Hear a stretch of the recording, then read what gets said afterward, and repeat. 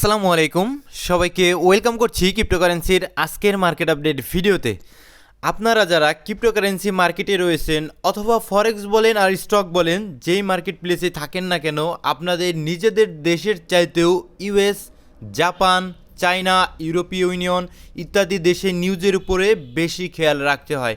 বিশেষ করে আমরা যারা ক্রিপ্টোতে আছি, আমাদের ইউএসের নিউজের উপর একটু বেশি মনোযোগ দিতে হয়। এর কারণ হলো ম্যাক্সিমাম বড় বড় ক্রিপ্টো ইনভেস্টমেন্ট ইউএস থেকে আসে, প্লাস ইউএসের অর্থনীতি নড়লে পুরো বিশ্বে এর প্রভাব পড়ে, সেটা হোক নেগেটিভ হোক পজিটিভ। এই কারণে আমাদের ইউএসের নিউজগুলোর উপর একটু আলাদা নজর রাখতে হয়, রাইট?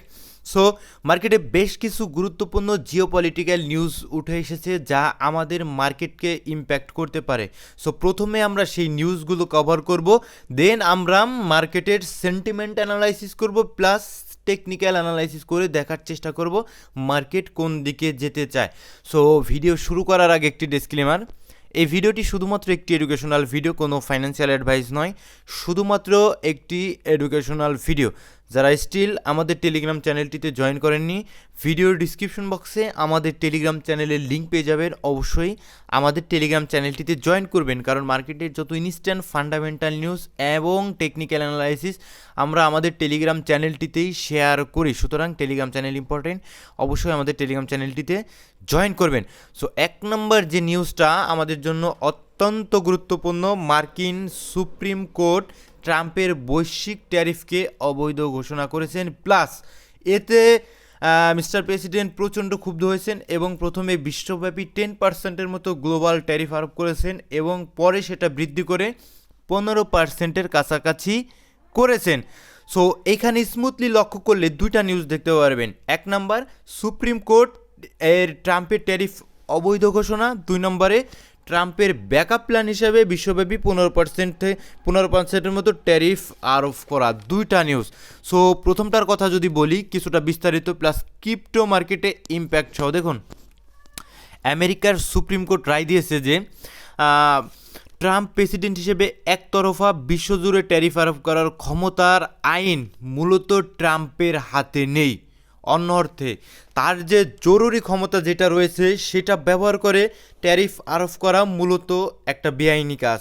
তো এই রায়ে ট্রাম্পের অর্থনৈতিক নীতি এবং ট্যাক্স ট্যারিফ নীতিতে বড়সড় একটা ধাক্কা কিন্তু ক্রিয়েট হয়ে গিয়েছে। তো অন্যদিকে যদি বিবেচনা করেন আমাদের ক্রিপ্টো মার্কেটের জন্য এটা কিন্তু মোটামুটি একটা ভালো খবর, কারণ এর আগে যতবার ট্যারিফ নিয়ে কোনো ঝামেলা ক্রিয়েট হয়েছে সেটা তখন কিন্তু আমাদের ক্রিপ্টোকারেন্সি মার্কেট আলটিমেটলি ড্রপই করেছে।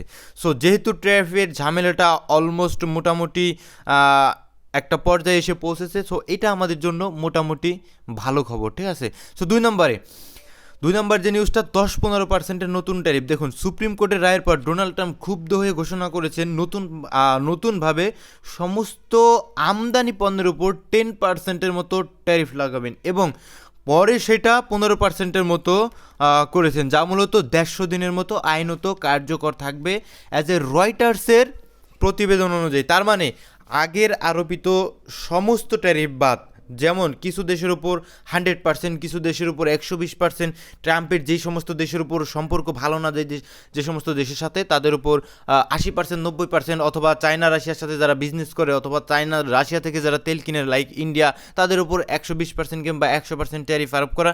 এই সমস্ত বিষয়াদি কিন্তু বাদ, এখন নতুন করে 15% ট্যারিফ পুরো মানে ওয়ার্ল্ডের সমস্ত দেশের উপর থাকবে, ঠিক আছে, এজ আমার কাছে যেটা মনে হয় আমার গবেষণা অনুযায়ী। এতে কিন্তু মূলত আনসার্টিনিটি যেটা রয়েছে, বিজনেস আনসার্টিনিটি কিছুটা হলেও কমেছে, যেটা চায়নার উপর কিছুটা বেড়েছে। পরবর্তীতে আমরা নিউজ আরেকটা কভার করব, তখন বোঝার চেষ্টা করব। সো এতে যা খুশি তাই করার, আসলে ট্রাম্পের যে একটা নীতি রয়েছে যা খুশি তাই করার, সে তার উপর কিন্তু ভালো রকমের একটা প্রভাব পড়েছে। এখন থেকে ট্রাম্প আর যা খুশি তাই করতে পারবে না।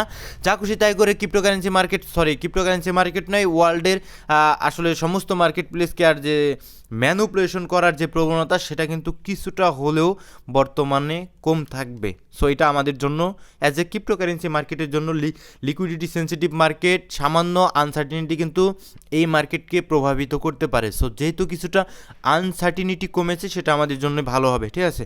সো আর 150 দিনের পর যে ট্যারিফ বর্তমান যেটা দিয়েছে 15% বিশ্বব্যাপী, সো এটার মেয়াদ থাকবে 150 দিনের মতো অ্যাজ এ রয়টার্সের প্রতিবেদন অনুযায়ী। তো 150 দিনের পর যদি ট্যারিফ নতুন করে আনতে চায়, সেটা কিন্তু কংগ্রেসের অনুমোদন লাগবে। সো কি মনে হয় আপনার যে এই ট্যারিফের প্রভাব ক্রিপ্টোকারেন্সি মার্কেটে কেমন পড়তে পারে, অবশ্যই কমেন্ট বক্সে জানানোর চেষ্টা করবেন। সো 2 নম্বর যে নিউজটা, এটা আমাদের জন্য ভালো নিউজ নয়, ক্রেডিট কার্ড লোন। দেখুন, আমেরিকানরা কিন্তু আসলে জিনিসপত্রের দাম বৃদ্ধির কারণে প্রচুর কিন্তু ক্রেডিট কার্ড ঋণ নিচ্ছে। সো এটা আমাদের জন্য ভালো খবর নয়। দেখুন, ঋণ করে তারা তাদের নিজেদের চাহিদা মেটাচ্ছে, অন্যদিকে তারা কখনোই ঋণ করে কিন্তু আমরা চলছি ধার দেনা করে, এখন কিভাবে ক্রিপ্টোতে ইনভেস্ট করব, এটা কিন্তু একদম সিম্পল একটা প্রশ্ন। সো আমেরিকানরা চলছেই কিন্তু ক্রেডিট কার্ডের ঋণে ধার দেনা করে। তো তারা কিভাবে আসলে ক্রিপ্টোকারেন্সি মার্কেটে বড় সড়ো অ্যাকোমোডেশন চালাবে, এটা বোকামি ছাড়া আর কোনো কিছুই নয়। 3 নম্বর, চায়নার সাথে দেখুন ট্রাম্পের যে ট্যারিফ, যেটা আনসার্টেনিটি হয়ে গিয়েছে, যেটা অবৈধ ঘোষণা করেছে সুপ্রিম কোর্ট। সো চায়নার সাথে এটা কিন্তু রিলেশনশিপের একটা ট্রেড রিলেশনশিপ, অর্থাৎ ট্রেড ডিলের একটা কিন্তু আনসার্টেনিটি ক্রিয়েট হয়ে গেছে। বিকজ প্রিভিয়াস যে ট্যারিফগুলো চায়নার উপর আরোপ করা রয়েছে, সেগুলো কিভাবে কার্যকর হবে, নতুনভাবে 15%, সেটা কিভাবে কার্যকর হবে, চায়না এতে কী রিয়াকশন দিবে। সো আলটিমেটলি একটা আনসার্টেনিটি বর্তমানে চায়নার সাথে ক্রিয়েট হয়ে গিয়েছে। কারণ কি, অন্যান্য দেশের উপর হলো না, বাট চায়নার সাথে একটা আনসার্টেনিটি ক্রিয়েট হলো কেন? কারণ চায়না এবং আমেরিকা দুটোই কিন্তু বিশ্বজুড়ে বিশ্ববাজারে বড় সড়ো দুটা নাম, ঠিক আছে। দুইজনই কিন্তু মানে কারো চেয়ে কম নয়, দুজনই কিন্তু বাণিজ্যিকভাবে অত্যন্ত স্বাবলম্বী।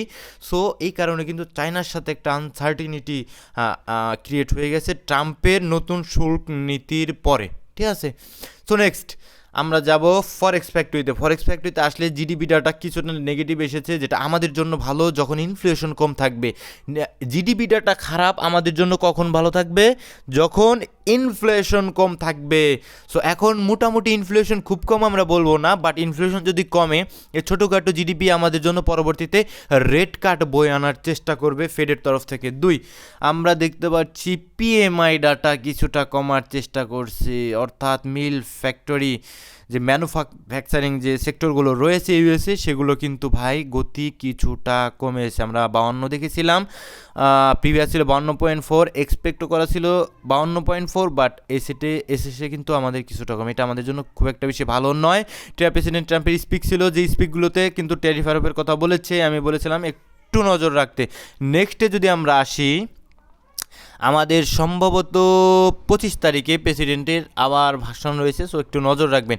সো নেক্সটে যদি আমরা ইনস্টিটিউশনাল ডিমান্ডের কথা চিন্তা করি, কিছুটা বাইং এসেছে 20 তারিখে, তারপরে আমাদের উইকেন্ড শুরু হয়েছে, এখন আমরা ডাটা পাচ্ছি না।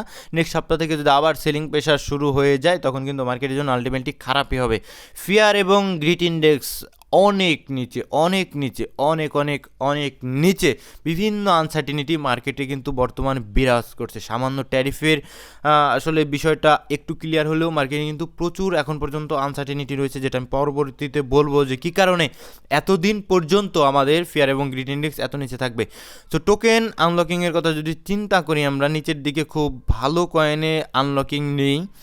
ওয়ালেট কানেক্টেড WCT কয়েনে কিছুটা আনলকিং রয়েছে, 2 দিন পরে সম্ভবত হিউম্যানিটি প্রোটোকল আনলকিং রয়েছে। এগুলো একটু নজর রাখার চেষ্টা করবেন, কারণ অলস কয়েনগুলোর বিট লেয়ারে আনলকিং রয়েছে, অলস কয়েনগুলোর ইডু কয়েনে একটা আনলকিং রয়েছে, রেঞ্জো কয়েন আনলকিং রয়েছে। সো অলস কয়েনগুলোর প্রবলেমই এইটা ভাই, মূল প্রবলেম এইটা। মার্কেট ক্যাপ যদি ঠিকঠাক থাকে আর কয়েনগুলো যদি আনলকিং হতে থাকে, সেক্ষেত্রে কিন্তু প্রাইসের আসলে ড্রপ করতে থাকে। মার্কেট ক্যাপ যদি না বাড়ে, ঠিক আছে, আরও যদি উল্টো কমে আর কয়েনগুলো যদি আনলকিং করতে থাকে, সেক্ষেত্রে কিন্তু আলটিমেটলি পরবর্তীতে কয়েনের প্রাইসগুলো দুমদাম ড্রপ করতে থাকে, রাইট। অ্যান্ড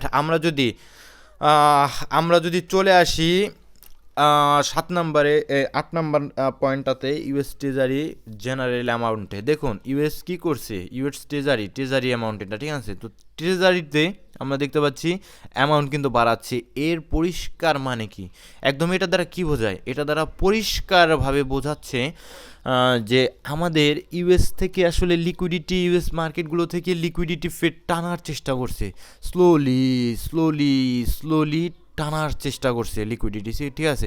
এটা যখন আবার দেখতে পাই আমাদের ট্রেজারি জেনারেল অ্যামাউন্টটা কমার চেষ্টা করছে, মানে কি সেই অ্যামাউন্টটা কিন্তু তারা মার্কেটে ছাড়ার চেষ্টা করে।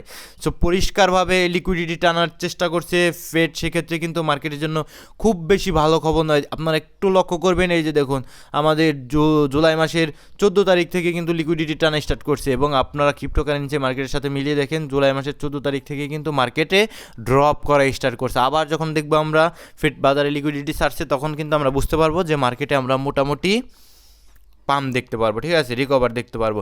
সো এইবার লং টার্মের কথার যদি আমরা চিন্তা করি, দেখুন আমরা মুভিং অ্যাভারেজটা একটু কাটি, ঠিক আছে। লং টার্মে যদি কোয়ান্টাম কম্পিউটারের কোনো সুখবর না আসে, সেক্ষেত্রে ক্রিপ্টো মার্কেটের জন্য ভালো। বিষয়টা পরিষ্কারভাবে বুঝবেন, কোয়ান্টাম কম্পিউটার নিয়ে যদি কোনো সুখবর না আসে, সেটা ক্রিপ্টোকারেন্সি মার্কেটের জন্য ভালো।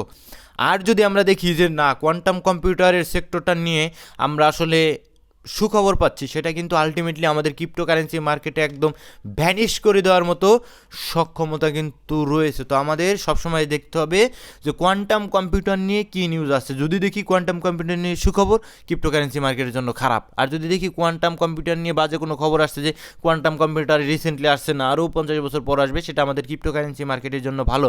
আর কোয়ান্টাম কম্পিউটারের টেকনোলজি যদি ডেভেলপাররা অ্যাডাপ্ট করতে পারে বিটিসির উপর, সেটা কিন্তু পরবর্তীতে ভালো হবে। সে এই যে একটা আনসার্টিনিটি কোয়ান্টাম কম্পিউটারে, এটা কিন্তু মারাত্মক একটা আনসার্টিনিটি, যেটা আমি পরবর্তীতে আরও বিস্তারিত বলার চেষ্টা করব। আপাতত টেকনিক্যাল পার্টে যদি আসি, পরিষ্কারভাবে আপনারা দেখতে পারবেন যে এটা অনেক দিন ধরে আমি বিটস ম্যাপে রয়েছি, অনেক মাসের চার্ট এখানে রয়েছে, ঠিক আছে, অনেক বছরের। সেই বিষয়টা একটু একটা বিষয় ক্লিয়ার করবো। যতবারই এই বিটিসি টপ ক্রিয়েট করেছে, দেন পরবর্তীতে যে আরএসআই লোটা ক্রিয়েট করেছে, প্রথমে করেছে 44, পরিষ্কারভাবে বুঝবেন, প্রথমে 44-45-এর কাছাকাছি ছিল আরএসআই, ঠিক আছে। দেন বিটিসি কিন্তু এগেইন টপ করেছে, আরএসআইটা কিন্তু পরবর্তীতে বিটিসি যখন বটম করে, আরএসআইটা কিন্তু ফল ডাউন করে কততে চলে আসে, 44 থেকে আমরা এখন দেখতে পাচ্ছি 43-এর কাছাকাছি, ঠিক আছে। দেন পরবর্তীতে BTC again all time high create করে, ঠিক আছে, again all time high create করে, অ্যান্ড দেন পরবর্তীতে যখন ফল ডাউন করে, তখন আমাদের আরএসআইটা থাকে অলমোস্ট 40, প্রথমে 44, দেন 43, দেন 40।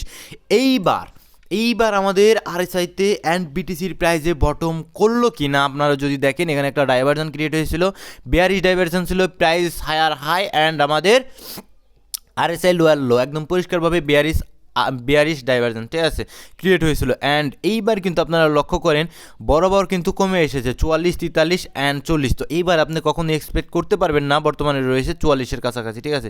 তো এইবার আপনি কখনো 44 নয়, বর্তমানে রয়েছে 43.50 অথবা 44-এর কাছাকাছি, 44-এর কাছাকাছি রয়েছে। তো কখনোই আপনি এক্সপেক্ট করতে পারবেন না যে বিটিসি বটম চলে এসেছে। তো আপনার অবশ্যই এক্সপেক্ট করতে হবে যে প্রিভিয়াস সাইকেলে যেহেতু চলে এসেছিলো অলমোস্ট 40-এর কাছাকাছি, এইবার হয়তো বা নেমে আমাদের 38-এর কাছাকাছি নামতে পারে, ঠিক আছে, নামতে পারে। এখানে একটা ট্রেন লাইন রয়েছে, এই ট্রেন লাইন তো হয়তো বা ধরতে পারে, এখানে দেখতে হবে।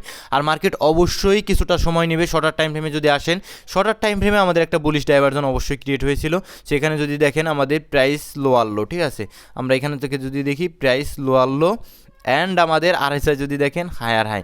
সো অবশ্যই হিডেন একটা বুলিশ ডাইভারশন আমাদের ক্রিয়েট হয়েছিল, যেটা আমাদের প্রাইসকে কিন্তু ইনক্রিজ করবে। অ্যান্ড আমাদের যে ফলিং ওয়েজ যে প্যাটার্নটা ছিল, সেটাকে ব্রেকআউট দিয়েছে। আমি বলেছিলাম যে মার্কেটে কিছুটা পাম্প হয়তো বা 2-1 দিনে আমরা এক্সপেক্ট করতে পারি, তবে এখন পর্যন্ত কিন্তু খুব বড় সড়ো পাম্প করেনি, সামান্য কিছুটা পাম্প করেছে।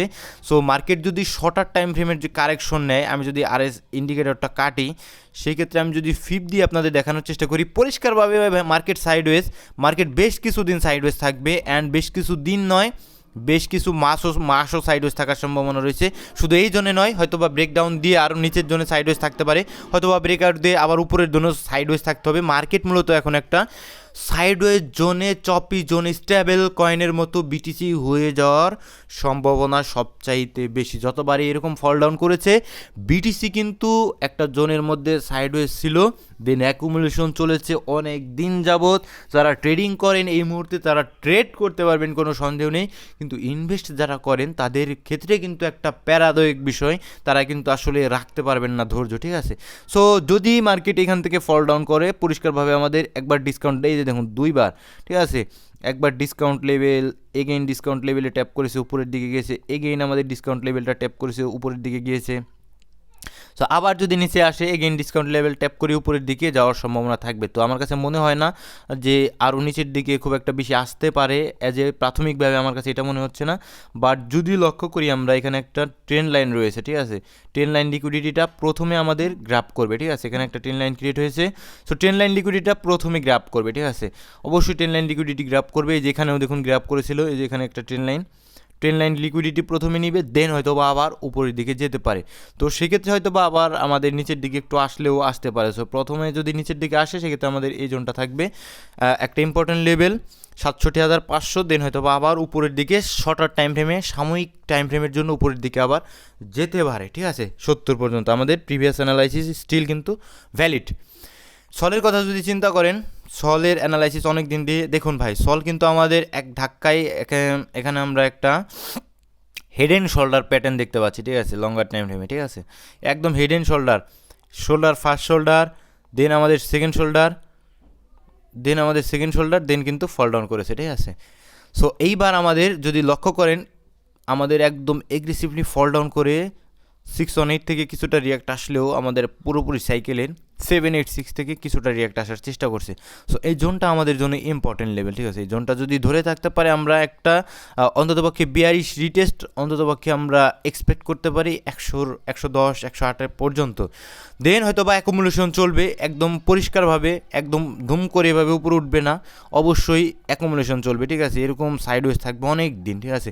প্রিভিয়াসে যে দেখুন সাইডওয়েজ ছিল, অনেক দিন সাইডওয়েজ ছিল, এরকম সাইডওয়েজ থাকবে বহুদিন, দেন কিন্তু হয়তো বা উপরের দিকে যেতে পারে অবশ্যই নিচের লিকুইডিটিগুলো নিয়ে। সো ভালো থাকবেন সকলে, সুস্থ থাকবেন, দেখা হচ্ছে পরবর্তী কোনো ভিডিওতে। আসসালামু আলাইকুম ওয়া রাহমাতুল্লাহি ওয়া বারাকাতুহু।